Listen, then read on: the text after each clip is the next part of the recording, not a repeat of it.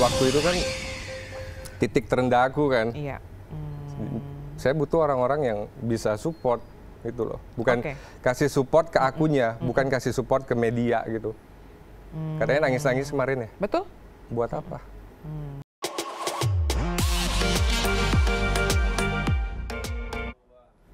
Hi Insertizen, how are you and welcome back on iTalk only on www.insertlife.com. When someone's story is a history and always with me Maria Christy. Hari ini Christy kedatangan bintang tamu yang mungkin 2 tahun lalu atau 1 tahun lalu ya pernah geger juga pada saat ada di sini, lalu tidak lama ternyata beliau harus berurusan dengan hukum dan harus merasakan dinginnya dinding penjara.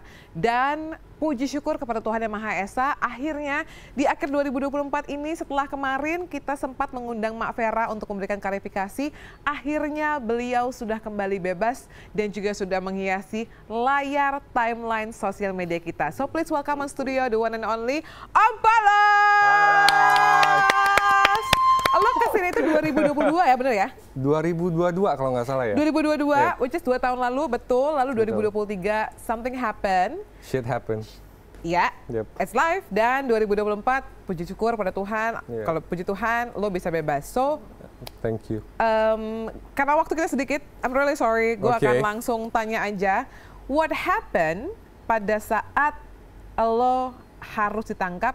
Karena sebagai background bahwa Om Polos ini ceritanya memprotes apa hunian yang dia beli, lalu mungkin suaranya di sosial media itu terlalu viral, sampai akhirnya beliau ini harus ditangkap, betul ya? Betul. Karena memang adanya dugaan pencemaran nama baik. Dan semenjak saat itu, kita tidak mendengar apa yang terjadi oleh Om Polos. Yang kita dengar adalah waktu itu hanya dari beberapa orang terdekatnya. So what happened that day, berapa lama, dan Oke. bagaimana caranya bisa keluar? Saya di dalam itu sekitar 13 bulan lebih. 1 tahun lebih ya? 1 tahun lebih. Tapi tuntutannya nggak segitu. Tuntutannya itu 4 tahun 6 bulan. 4 tahun. Makanya aku bilang ini mukjizat. Tiba-tiba aku keluar 13 bulan gitu. So what happened di dengan hari itu? Di hari yang Penangkapannya, karena kan sebetulnya Oke. pada saat lo protes, lo tuh ada protes hilang timbul kan, dan lo Iya. tuh masih ada di sosial media. Yang terakhir gue lihat di postingan lo waktu itu pada saat bertemu naik adalah lo digedor-gedor, lalu tiba-tiba akun sosial media lo hilang, dan kita nggak melihat Betul. Om Polos itu ada di mana, kita nggak tahu. jadi pada penasaran ya. Of course. Jadi kan proses hukumnya itu ya saya ikutin sesuai prosedur, dipanggil sebagai saksi berapa kali, ya tiba-tiba saya langsung ditahan. Saya juga nggak tahu ya proses hukum di kita ini kayak gimana. Tiba-tiba kita sebagai korban lah ibaratnya, kita bisa diputar balikan kita sebagai tersangka. Jadi there's no justice. Oke. Kita akan ngebahas bagaimana mungkin selama 13 bulan nanti. Tapi mungkin untuk pertama ini, apa yang membuat seorang Dedi atau Om Polos ini bisa keluar dari tuntutan 4 tahun sekian bulan sampai di 13 bulan? Apakah ini adalah perjuangan dari seorang Mak Vera juga? Karena Mak Vera juga... Tidak ada sama sekali. Oke. Jadi saya klarifikasikan kalau sosok yang tadi disebut sama Christy itu 180 derajat berbeda ya. Memang beda lah. Oke, mungkin kita akan lihat dulu artikel berikut ini karena memang waktu itu juga Mak Vera hadir ke sini, dan kalau kita boleh bilang juga pada saat pertama kali Om Polos ke sini, Om Polos juga hadir ditemani oleh Mak Vera selaku dari manajer. Tapi kita mau lihat dulu artikel berikut ini. Nih, ini baru nih di Februari pada saat itu Mak Vera datang. Mak Vera bicara soal kasus Om Polos banget hampir bunuh diri. So, mungkin lo bisa ceritain, karena kan Mak Vera waktu itu juga cukup lama ya. Dia 1 episode cerita di sini bagaimana kejadian yang dia tahu, bagaimana kesini dia... sempat ya? Satu episode? Ke pengadilan dia nggak sempat. Oh, dia menurut lo atau yang yang ada dari Om Polos bahwa Mak Vera ini tidak pernah ke pengadilan? Nggak pernah. Aku 13 bulan proses hukumnya. Mungkin pas di sel kecil dia sempatlah 1 bulan, mungkin ya. Setelah itu hilang tanpa jejak, dan dia banyak info-info, misalkan teman saya mau jenguk, keluarga saya mau jenguk gitu, nggak pernah diinfokan. Ini sepengetahuan informasi dari teman-teman saya yang jenguk di sana gitu, karena mungkin pada saat itu mereka tahu kalau aku itu di bawah naungan dia kan. Tapi ya kenyataannya tidak seperti itu. Teman-teman manajemen lo gimana? Karena kan enggak, semua sama, semua menghilang gitu. Mungkin takut ya, mungkin takut atau ya udahlah aku nggak ngasilin profit buat mereka lagi, ibaratnya begitu kan. Dulu kan kemarin aku kerja, mereka dapat. Sekarang aku udah nggak kerja, mereka nggak dapat apa-apa. Ya gitulah. Berarti hubungan Om Polos dengan Mak Vera ini saat ini sudah berakhir sebagai manajer dan talent, udah nggak ada lagi? Sebenarnya kita tidak ada namanya ikatan kontrak kerja hitam di atas putih. Cuma omongan aja, ini kepercayaan antara manusia sesama manusia lah. Tapi ternyata ya sekarang balik lagi guys, kalau kalian ada kontrak kerja, lebih baik ada sign paper black and white lah. Berarti sekarang walaupun lo udah keluar gitu, lo nggak kontak-kontakan lagi dengan Mak Vera? Nggak perlu, buat apa? Oke, berarti kan menjadi pertanyaan ya, dulu hubungan sangat baik. Whatever happen, lo pernah menjadi anak didik atau anak dari under management dari Mak Vera. Dan yang kita tahu bahwa Mak Vera ini sangat amat membela Om Polos. Lo bisa nanti mungkin tim kita bisa kasih linknya seperti apa dia membela dan segala macam. Dan ketika lo hadir di sini, lo membuat statement bahwa ternyata sudah putus hubungannya. Putus hubungannya itu pada saat apa sebetulnya? Menurut aku sih pas kalau tidak dibesuk-besuk lagi, tidak mengikuti proses hukumnya, kayaknya udah otomatis terkat ya hubungannya ya. Karena kan ibaratnya pas waktu itu kan titik terendah aku kan. Saya butuh orang-orang yang bisa support gitu loh. Bukan kasih support ke akunya, bukan kasih support ke media gitu. Katanya nangis-nangis kemarin ya. Betul. Buat apa? Oke, ini gue berusaha netral sebagai seorang interviewer ya. Jadi kita berbicara based on apa yang kita tahu dan apa yang kita dengar. Bahwa pada saat itu Mak Vera sempat mengatakan beliau ini berusaha bekerja di balik layar lah. Menghubungi orang-orang yang bisa sekiranya membantu lo. Dan waktu itu juga sebetulnya kita membawa surat loh. Kita membacakan surat. Apakah surat itu daripada lo? Iya ditulis, tapi harusnya seandainya kalau dia baik, buat apa dia tunjukin, itu kan pribadi aku ke dia gitu loh. Kenapa harus ditunjukin ke publik? Ya memang saya sempat ada mau begitu, cuma kan nggak perlu dikasih tahu ke publik gitu. Buat apa cari simpati? Aku nggak perlu cari simpati lagi untuk saat itu. Saya butuh support orang gitu yang buat semangatin saya jalanin proses hukumnya itu. Tapi dia di mana? Nggak ada. Oke, nah tadi gue lanjut lagi bahwa pada saat Mak Vera kesini sempat bilang bahwa dia mencari bantuan-bantuan yang ada. Bahkan pada saat lo mau, sebelumnya, lo mau mengakhiri hidup lo, dia sempat telepon penjaganya untuk bilang kayak ngecekin lo tuh masih ada atau enggak. Is that true? Ya ada petugas yang datang sih. Ada petugas yang datang. Cuma untuk hal-hal seperti itu ya itu kan pribadi aku ke dia langsung. Seharusnya nggak beretika aja di-share ke publik. Oke. Tapi dari lo sendiri atau dari Mak Vera selama lo tuh keluar bulan berapa ya, Bro? Oktober ya, pas Oktober.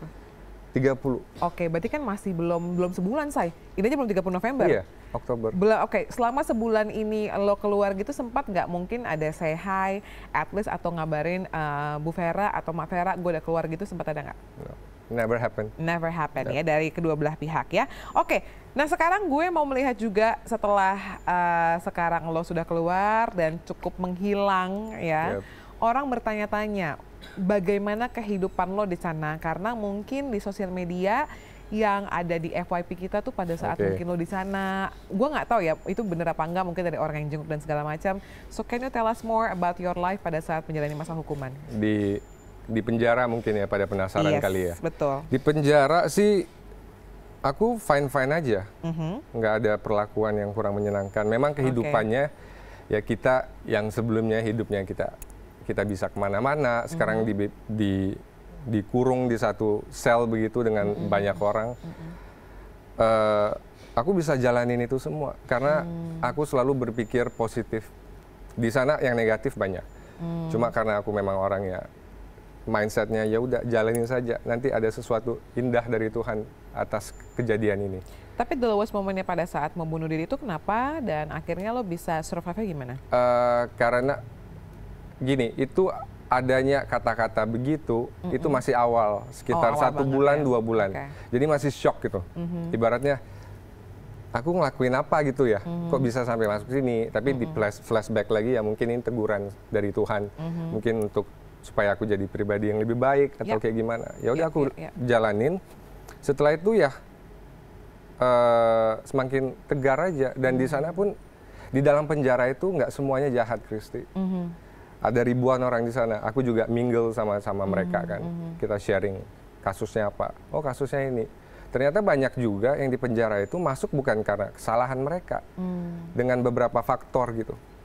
Jadi support, aku lebih dapatnya dari support dari teman di dalam. Ada juga keluarga aku, sebagian sama teman-teman dekat lah. Oke. Lo sendiri kehidupannya di lapas sana, kalau lo boleh cerita sedikit ya, itu satu sel gitu, lu di daerah mana waktu itu, terus satu sel tuh lu berapa orang, dan apa sih aktivitasnya, apakah ada jadwalnya, atau memang seharian di penjara aja tuh gimana? Pas awal-awal kan rame tuh, karena baru sampai dikumpulin rame-rame. Setelah tempatnya penuh, kita dipindahkan ke ruangan yang lain, di mana ruangannya itu lebih sedikit kapasitas orangnya. Jadi nggak sebanyak dari proses pemindahan yang awal. Jadi orang-orangnya so far baik sih.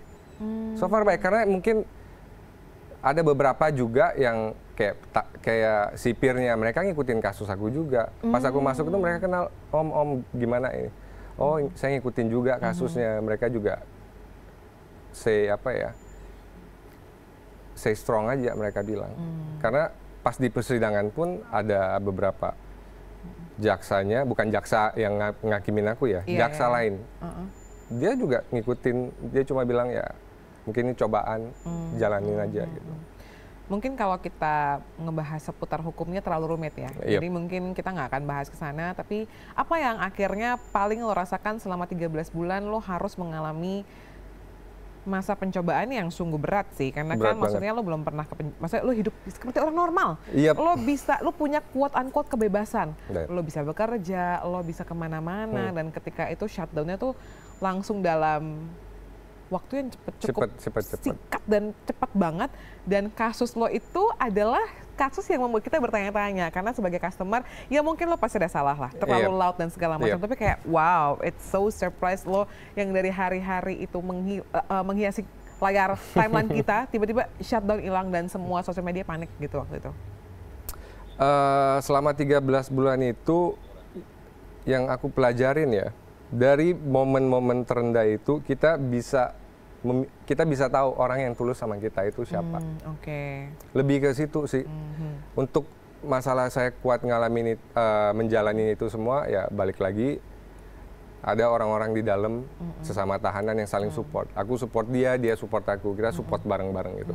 Ya di dalam sana juga pasti ada banyak yang negatifnya orang-orangnya.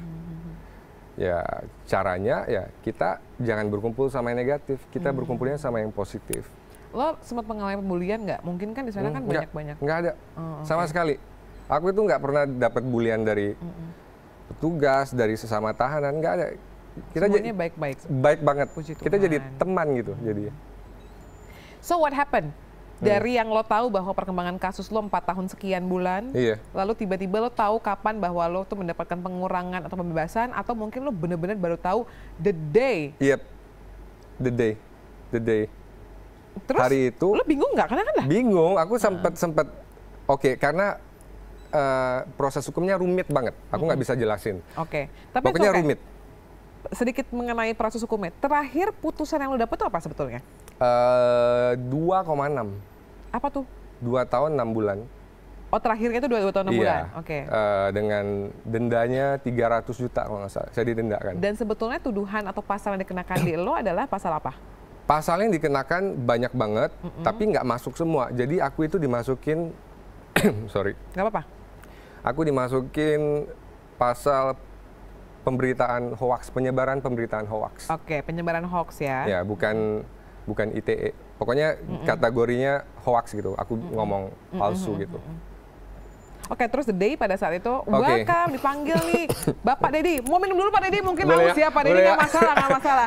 Ini membuktikan bahwa air kita bukan dummy ya guys, air kita real. Makasih Mas Yoto, ya, thank you. Wow. Enak kan? Enak teh. Aku suka teh. Jadi aku itu sebenarnya sudah menyerah. Aku ada momen di sana doa itu aku udah stop. karena aku minta petunjuk kok belum ada jawaban, belum ada titik cahaya yang terang gitu. Jadi beberapa bulan sebelum saya bebas itu udah momen saya nggak doa lagi, saya udah ibaratnya udahlah terima apa adanya. Yeah. Cuma pada saat hari saya dipanggil sama petugas di situ yang mengurus masalah pembebasan surat menyurat, aku dipanggil, dia bilang, oh ini proses kasasinya sudah keluar. Terus aku bilang, oh apa hasilnya Pak? Hasilnya ya kamu pulang hari ini. Wow. Begitu aja.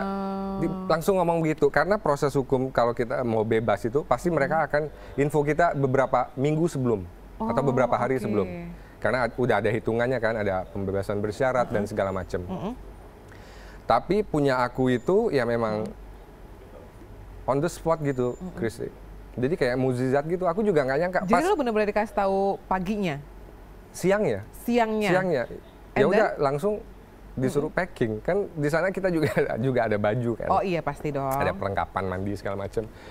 Pas dikasih tahu petugasnya ya, aku masih bilang jangan bercanda Pak gitu. Setelah dia menunjukkan suratnya, baru aku ya ada sedih sedikit lah, sedih bahagia gitu. Ternyata ya doa didengar sama yang di atas juga. Kalau kita ngomongin perjalanan iman orang pasti akan panjang juga ya, tapi itu adalah sebuah bukti bahwa Tuhan tidak tidur dan mungkin mukjizat terjadi dalam kehidupan Om Polos. So what happened? The first thing you get your phone back maybe? And no, I didn't get my phone back. They destroyed. Oh oke. Lo nggak dapat handphone lo lagi. Terus akhirnya apa? Lo begitu bawa pulang, gue penasaran gitu. Apa yang terlintas? Karena kalau gue membayangkan tuh orang bingung dong. Kayak oke gue pulang, gue hubungin siapa nih? Itu hal-hal receh yang oke gue harus hubungin siapa, kan gue harus jemput pulangnya ke rumah lo kah karena lo bermasalah dengan rumah lo? Betul. Enggak. Aku hubungin temen aku sama keluarga dekat aku. Dan mereka pun juga shock. Mereka jemput? Mereka jemput. Mereka jemput and then kita ke mall. Ke mall dulu? Ke mall dulu, langsung. Beli barang-barang lah, beli sabun, beli kaos gitu. Sebelum balik, karena hari pertama aku nggak balik langsung ke apartemen. Karena masih ada trauma. Ke hotel dulu, ke rumah temen. Setelah beberapa hari, mau nggak mau karena itu kan punya aku kan. Jadi semua masih ada di dalam, mau nggak mau ya sekarang ya udah harus balik situ lagi. Dan lu sekarang tinggal di situ apa udah nggak tinggal di situ lagi? Masih di situ, masih proses penjualan mau nawar-nawar, cuma kan susah, belum ada yang nawarin. Ada yang nawarin cuma main-main mau ketemu doang. Oh wow, tetap ya pesannya Om Polos ini mengundang warga-warga untuk penasaran. Emang lo jual di angka berapa? Lo beli waktu itu di angka berapa? Kira sekarang lo jual di angka berapa? Aku itu beli tahun 2017 di harga 538 juta. Iya. Aku renov habis 200-an. Let's say 800 juta. Let's say 800 lah. Aku jual kemarin 600. Belum ada yang bergerak sampai dengan sekarang. Ya itu yang aku bilang tadi, ada cegil-cegil. Ya, pokoknya itu bukan ingin serius ya membelinya dan segala macam. Sampai naik ke atas, Kristi, lihat kamar aku, nggak buka sepatu. Oh, si bersih ini ya, si resek ini agak-agak gimana kalau tamunya nggak ini. Ya kan dia mau beli, say. Masa dia mau beli cuma dari internet doang, kan harus lihat dan segala macam. Tapi ujung-ujung nggak beli. 3 hari kita keluar, 2 hari keluar. Di delay-delayin. Hari pertama, mau DP berapa Om gitu kan, dia manggil Om. Mau DP berapa, 10% aja biar aku nggak posting-posting lagi kalau aku mau jual. Oh ya udah di DP-in sama asistennya 10%. Besoknya aku tanya, DP-nya udah masuk belum Kak? Karena kalau nggak serius aku mau posting, tetap mau jual lagi. Papa aku lagi di kafe mau ketemu sama Om ngomongin. Oh oke, nggak masalah. Pergilah ke kafe kan, karena kita mau jual ya udah ikutin dia lah. Iya. Ke kafe lah, makan. Kok papanya nggak datang? Papanya lagi di Karawang kejebak macet. Sudah hampir jam 9, hampir jam 10. Kafenya, mallnya udah mau tutup. Papanya mana? Papanya masih meeting, nggak tahu meeting apaan. Yaudah, itu namanya lika-liku penjual dan pembeli ya. Apalagi penjualnya adalah seorang Om Polos ya. Jadi sekarang belum laku ya, Say? Belum laku. Tapi udah di momen ya laku, enggak.